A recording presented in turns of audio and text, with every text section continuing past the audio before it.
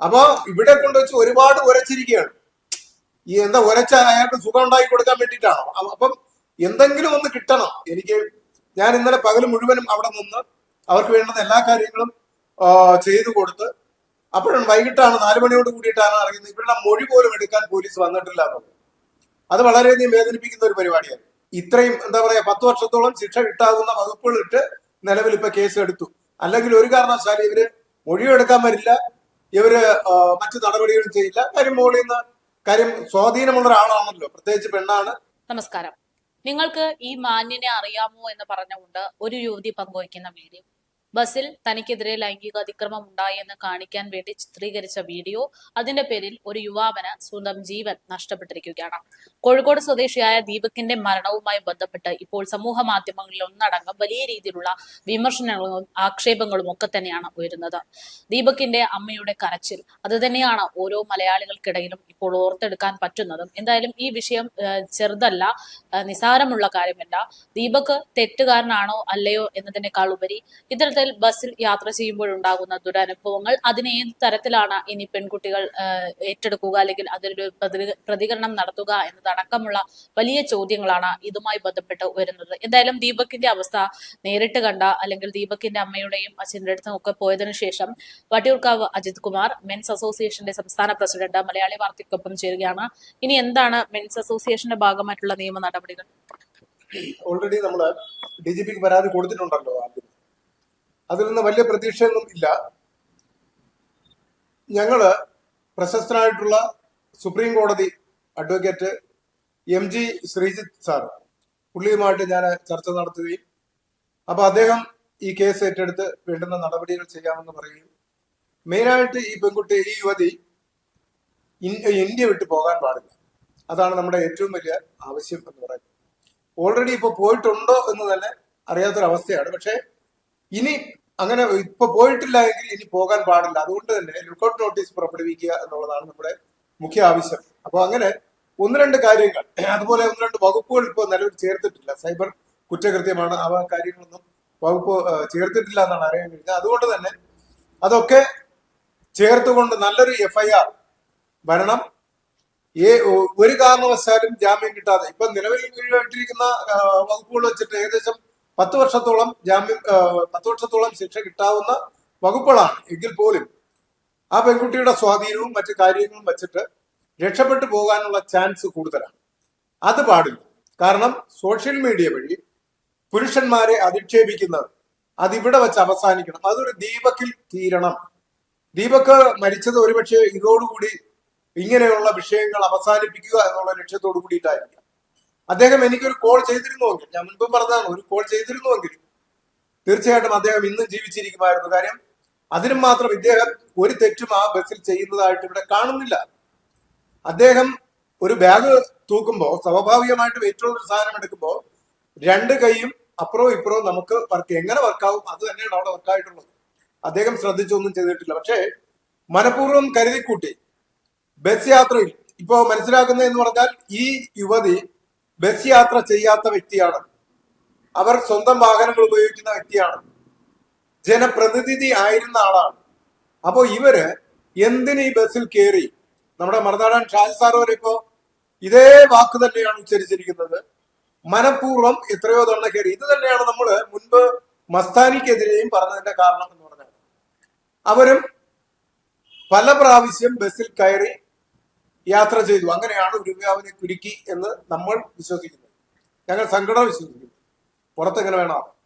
അതുപോലെ തന്നെ ഇതും ഈ പെൺകുട്ടി ഒരു കണ്ടന്റ് ഉണ്ടാക്കാൻ വേണ്ടിയിട്ട്, ഒരു വീഡിയോ ചെയ്യാൻ വേണ്ടിയിട്ട് പ്ലാൻ ചെയ്ത് ബസ്സിൽ കയറി എന്നുള്ളതാണ്. ഒരുപക്ഷെ 1-ലധികം ദിവസം കയറിയിരിക്കാം ഒരു ഇരയെ തേടി. ഒരുപക്ഷെ ഈ ദീപക് അല്ലെങ്കിൽ ഒരുപക്ഷെ നമ്മളോ ഞാനോ നിങ്ങളോ ഒക്കെ ആവാം. അപ്പോ അതിനൊരവസരം ഉണ്ടാക്കാതെ പുരുഷന്മാര് ഒരുപാടിനി ഒതുങ്ങേണ്ടിയിരിക്കുന്നു എന്നുള്ളതാണ്. എന്ന് പറഞ്ഞാൽ ചില വീഡിയോയിൽ ട്രോളി കൊണ്ടൊക്കെ ബേസ്ബോർഡ് കൊണ്ടൊക്കെ പോയിട്ടുണ്ട്. നമ്മുടെ പിന്നെ അതുപോലെയൊക്കെ പോകേണ്ടി വരും. കാരണം ട്രാൻസ്പോർട്ട് ബസ്സിൽ അല്ലെങ്കിൽ പ്രൈവറ്റ് ബസ്സിൽ പെൺകുട്ടികളെല്ലാം ലേഡി സീറ്റിൽ ഇരിക്കാതെ ജനറൽ സീറ്റുകളിലേക്ക് വന്നിരിക്കുന്ന ഒരു അവസ്ഥ, ഓരോരുത്തർ ഓരോ സീറ്റ്. അപ്പൊ ഇങ്ങനെയൊക്കെ വന്നിരിക്കുമ്പോൾ സ്വാഭാവികമായിട്ട് ഈ വക പ്രശ്നങ്ങൾ കൂടുന്നതേ ഉള്ളൂ, കുറയുന്നില്ല. ഇന്ന് ഞാൻ കുറച്ചു ദൂരം ഞാൻ ബസ്സിൽ യാത്ര ചെയ്യട്ടെ. അപ്പൊ ഞാൻ കുറെ കാര്യങ്ങൾ ഇങ്ങനെ നോക്കി. അപ്പൊ അവിടെ ഒരു പുരുഷന്മാർ വേറൊരു പ്രശ്നം ഉണ്ടാക്കുന്ന കണ്ടില്ല. എനിക്ക് സീറ്റ് കിട്ടി, ഞാൻ ഇരിക്കുകയും ചെയ്തു. പക്ഷേ ഇവിടെ മനഃപൂർവ്വം പെൺകുട്ടികൾ അവരുടെ സോഷ്യൽ മീഡിയ പേജുകൾ ബൂസ്റ്റപ്പ് ചെയ്യുവാൻ വേണ്ടി, വൈറലാവാൻ വേണ്ടിയിട്ട് ഇതുപോലുള്ള ഉടായ്പകളുമായിട്ട് ഇറങ്ങുന്നു എന്നുള്ളത് ഖേദകരമാണ്. പെൺകുട്ടികൾക്ക് ജോലി ചെയ്ത് അധ്വാനിച്ച് ജീവിക്കുവാനുള്ള സാഹചര്യം നമ്മുടെ കേരളത്തിൽ നിന്നുണ്ട്. ജനങ്ങളുടെ ഇടയിൽ വൈറലാവണം എന്നുള്ള ലൈക്കിനും ഷെയറിനും വേണ്ടിയിട്ട്, ഈ ലൈക്കും ഷെയറും ഒക്കെ കൊണ്ട് പുഴുകിത്തില്ലോ. സോഷ്യൽ മീഡിയ വഴി കുറച്ച് കാശെന്തോ കിട്ടുമെന്ന് തോന്നുന്നു. അപ്പൊ ഇപ്പോ ആ കാശിന് വേണ്ടിയിട്ടോ, അല്ലെങ്കിൽ കൂടുതലും ഇവർക്ക് ലൈക്കും ഷെയറും ഒക്കെ കിട്ടും, കമന്റ്സ് കിട്ടുമ്പോൾ ഒരു മാനസിക സുഖം. അതാണല്ലോ നമ്മള് ഇതിനു മുന്നേ വീഡിയോ ചെയ്ത അപ്സ 10K ആയപ്പോ സുഹൃത്തുക്കളുമായിട്ട് ആസ്വദിച്ച ഒരു വീഡിയോ.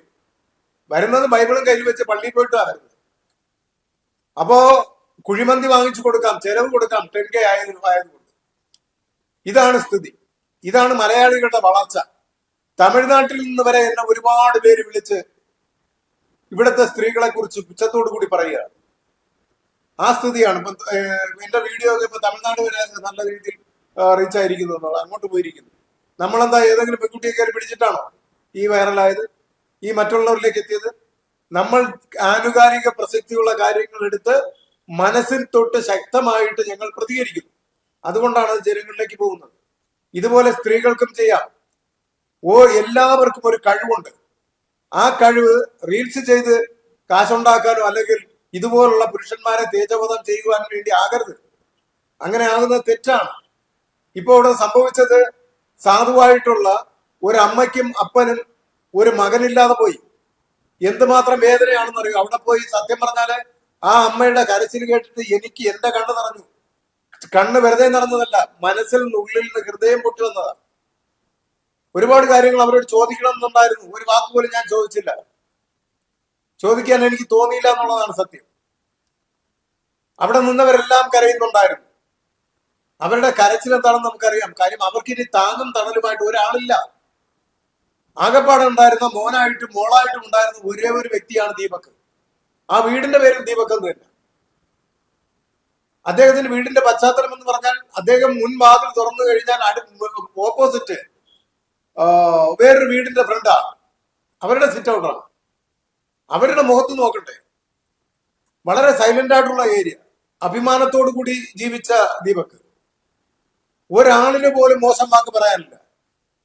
എന്നാൽ ഈ പറയുന്ന യുവതിയെ പറ്റി ഒരാൾ പോലും നല്ലത് പറയുന്നില്ല. അവരുടെ വാർഡിൽ ഒരു വാർഡ് മെമ്പറായിരുന്നതാണ്, ഒരു ജനപ്രതിനിധിയായിരുന്നതാണ്. എന്നിട്ട് അവർക്ക് ഒരാളുടെ നല്ല വാക്ക് പോലും അവർക്ക് കിട്ടുന്നില്ല എന്നുള്ളതാണ്. അവരുടെ സ്വഭാവ ദൂഷ്യത്തെ കുറിച്ചാണ് പറയുന്നത്. 6 മാസത്തിൽ കൂടുതലായി ഭർത്താവിനെ വേണ്ട എന്ന് പറഞ്ഞു കളഞ്ഞിട്ട് നടക്കുക.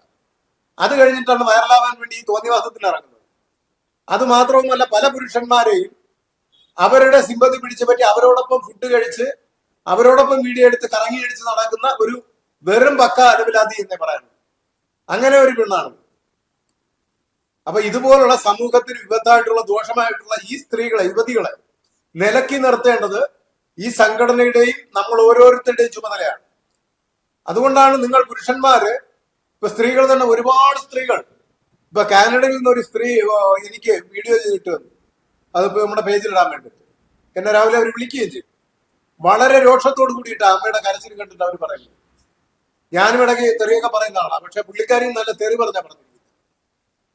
ഇതാണ് സ്ഥിതി. കാര്യം മാനസികമായിട്ട് അമ്മയുടെ കരച്ചിൽ കാണുമ്പോൾ നമുക്ക് നമ്മുടെ നെഞ്ചുനീർ, നമ്മൾ പിന്നെ എന്താണ് പറയുന്നത് നമുക്ക് പോലും മനസ്സിലാവില്ല. അതാണ് സ്ഥിതി. അത്രത്തോളം നമുക്ക് മോശം വാക്കുകൾ പറയേണ്ടി വരും ഈ പെൺകുട്ടി. ആ പെൺകുട്ടി ഒരു കണ്ടന്റ് കിട്ടാൻ വേണ്ടി കുറെ ദിവസമായിട്ട് ശ്രമിച്ചുകൊണ്ടിരിക്കുകയായിരുന്നു. അങ്ങനെയാണെങ്കിൽ തന്നെ ദീപകിനെ എന്തിനെ സെലക്ട് ചെയ്തു എന്നുള്ള ചോദ്യം അവിടെ വരുന്നത്.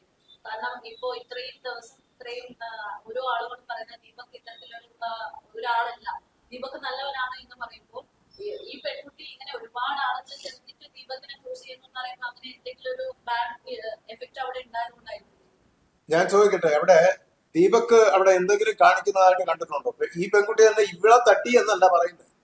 തൊട്ടപ്പുറത്ത് നിൽക്കുന്ന പെൺകുട്ടി ഈ വീഡിയോ കാണുന്നെങ്കിൽ ആ തൊട്ടപ്പുറത്തെ പെൺകുട്ടി എന്നെ ഒന്ന് വിളിക്കണം കേട്ടോ. എന്നെ ഒന്ന് വിളിച്ചിട്ട് ഒരു പറ്റുമെങ്കിൽ സാക്ഷി, അല്ലെങ്കിൽ കോടതിയിൽ ഒരു സാക്ഷി പറയുക. അല്ല എന്നുണ്ടെങ്കിൽ എന്നെ ഒന്ന് വിളിക്കുക. അത് തങ്ങളുടെ ഒരു വോയിസ് എങ്കിലും ഇടുക. കാര്യം ആ പെൺകുട്ടിയെ കൂടി ചീത്തപ്പേര് കേൾപ്പിക്കുന്ന രീതിയിലാണ് ഈ ദുഷ്ടയായിട്ടുള്ള സ്ത്രീ പറഞ്ഞിരിക്കുന്നത്.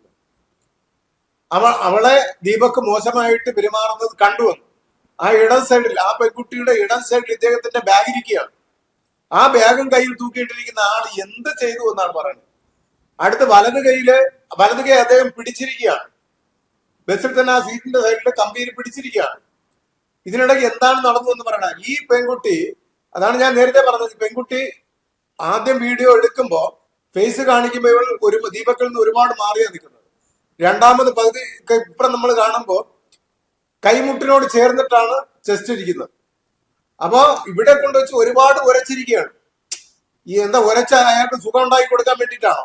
അപ്പം എന്തെങ്കിലും ഒന്ന് കിട്ടാൻ വേണ്ടിയിട്ട് ഒരുപാട് കഷ്ടപ്പെട്ടു. അതാണ് ആ മുഖത്ത് കിട്ടിയതിന്റെ എന്തോ ഒരു സംഭവം, ആ ഒരു വല്ലാത്തൊരു അനുഭൂതി മുഖത്തുണ്ടായിരുന്നു.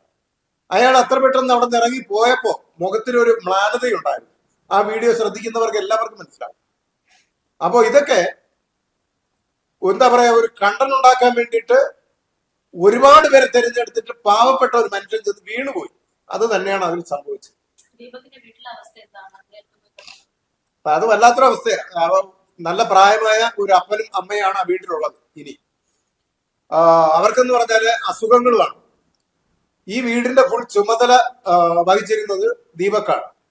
ആ ദീപക്കാണ് ഇപ്പൊ നഷ്ടപ്പെട്ടു പോയിരിക്കുന്നത്. ഇനി കുറച്ച് പേര് ബന്ധുമിത്രാദികൾക്ക് ഇപ്പൊ അവിടെ ഉണ്ട്. ഒരു 5-10ഓളം ഉണ്ടാകും, അല്ല ഒരു 7ഓളം പേരുണ്ടാകും. അപ്പൊ ഈ 7 പേരും അവര് ഒരുപക്ഷെ ഇന്നോ നാളെയോ വെച്ചിട്ട് അവര് പോകും. അവര് പോയി കഴിഞ്ഞാൽ പിന്നെ ഈ അമ്മയും അപ്പനും മാത്രമാണ് ആ വീട്ടിലുണ്ടാകുന്നത്. അവരെങ്ങനെ ഇത് താങ്ങി ഇനി ഉള്ള കാലം ജീവിക്കുമെന്ന് അറിയില്ല. എനിക്ക് ഒരുപക്ഷെ ഇവരും ഇനി ആത്മഹത്യ ചെയ്യുമോ എന്ന് എനിക്ക് സംശയമുണ്ട്. കാര്യം ആ വീടിന്റെ പശ്ചാത്തലം നോക്കുമ്പോൾ അവർക്ക് വേറൊരു നിക്കക്കള്ളിയില്ല. ഈ മകനാണ് ഏക ആശ്രയം, സുന്ദരനായ ദീപക്. ആ ദീപക് നഷ്ടപ്പെട്ട വീട്ടിൽ ഇവരിനി ജീവിക്കുമെന്ന് എനിക്ക് വലിയ പ്രതീക്ഷയൊന്നുമില്ല. അത് ആ ബന്ധുക്കളൊക്കെ ഒന്ന് സംരക്ഷണം കൊടുത്ത് അവരെ നിർത്തണം എന്നാണ് എനിക്ക് പറയാനുള്ളത്. അതിൽ കൂടുതലൊന്നും പറയാനില്ല. അത്രത്തോളം ഒളിവിലെന്നാണ് അറിഞ്ഞത്. വിദേശത്ത് പോയി എന്നൊക്കെ പറയുന്നുണ്ടെങ്കിലും എനിക്കത് തോന്നുന്നില്ല. ഇന്നിപ്പോ ഞങ്ങള് ലൂക്കൌട്ട് നോട്ടീസിനൊക്കെ ഇറക്കാൻ വേണ്ടിയിട്ട് ഹൈക്കോടതിയിൽ സംഘടനാപരമായിട്ട് കൊടുത്തിട്ടുണ്ട്. അപ്പൊ ഇതിലൊരു നിരാശ വന്നതെന്ന് പറഞ്ഞാല്, ഞാൻ ഇന്നലെ പകല് മുഴുവനും അവിടെ നിന്ന് അവർക്ക് വേണ്ടുന്ന എല്ലാ കാര്യങ്ങളും ചെയ്തു കൊടുത്ത് അപ്പോഴും വൈകിട്ടാണ് 4 മണിയോട് കൂടിയിട്ടാണ് അറിയുന്നത് ഇവരുടെ മൊഴി പോലും എടുക്കാൻ പോലീസ് വന്നിട്ടില്ല എന്നുള്ളത്. അത് വളരെയധികം വേദനിപ്പിക്കുന്ന ഒരു പരിപാടിയാണ്. മൊഴിയെടുക്കാൻ ഒരു പെണ്ണായിരുന്നുവെങ്കിൽ മൊഴിയും എടുത്ത് ബാക്കി നടപടിയും എടുത്ത് FIR ഇട്ട് ദീപക്കാണ് ആ പ്രതിസ്ഥാനത്തേക്ക് ദീപക്കിനെ ജയിലിലും അടയ്ക്കേണ്ട സമയം കഴിഞ്ഞു. 24 മണിക്കൂർ കഴിഞ്ഞു. അപ്പോഴും മൊഴിയെടുക്കാൻ വന്നിട്ടില്ല. അങ്ങനെ എന്റെ അടുത്ത് പറഞ്ഞപ്പോഴാണ്, എന്റെ അടുത്തല്ല പൊതുവിൽ പറഞ്ഞപ്പോഴാണ് ഞാനത് കേട്ടുകൊണ്ട് നിൽക്കുകയും അപ്പൊ തന്നെ ഞാൻ കോഴിക്കോട് മെഡിക്കൽ കോളേജ് പോലീസിനെ വിളിക്കുകയും വളരെ ദേഷ്യത്തോട് പറയുകയും, അപ്പോൾ അവിടെ SHO ഇല്ല എന്ന് പറഞ്ഞു. SHOയുടെ നമ്പർ വാങ്ങി വിളിച്ചപ്പോ 3ാമത്തെ കോളിനാണ് SHO ഫോൺ അറ്റൻഡ് ചെയ്തത്. അദ്ദേഹത്തോട് ഞാൻ ചോദിച്ചു, എന്തുകൊണ്ട് മൊഴിയെടുക്കാൻ വേണ്ടി ഇത്രയും സമയം ആള് വന്നില്ല, ഇവിടെ ആരും പോലീസുകാർ വന്നിട്ടില്ല, അവർക്ക് എന്ത് പണിയാണെന്ന് ചോദിച്ചപ്പോഴാണ് 10 മിനിറ്റിനകത്ത് വരും, ഗവർണറുടെ എന്തോ സെക്യൂരിറ്റിക്ക് വേണ്ടി പോയിരുന്നു എന്നൊക്കെ പറഞ്ഞു. കുറച്ച് ന്യായങ്ങൾ. അത് കഴിഞ്ഞതിന് ശേഷം എന്തായാലും തീർച്ചയായിട്ടും 10 മിനിറ്റിനകത്ത് അവിടെ ഒരു ജീപ്പില് ഒരു SI ഉണ്ടായിരുന്നു, ഒരു വനിതാ SI ഉണ്ടായിരുന്നു, ഒരു പോലീസുകാരൻ.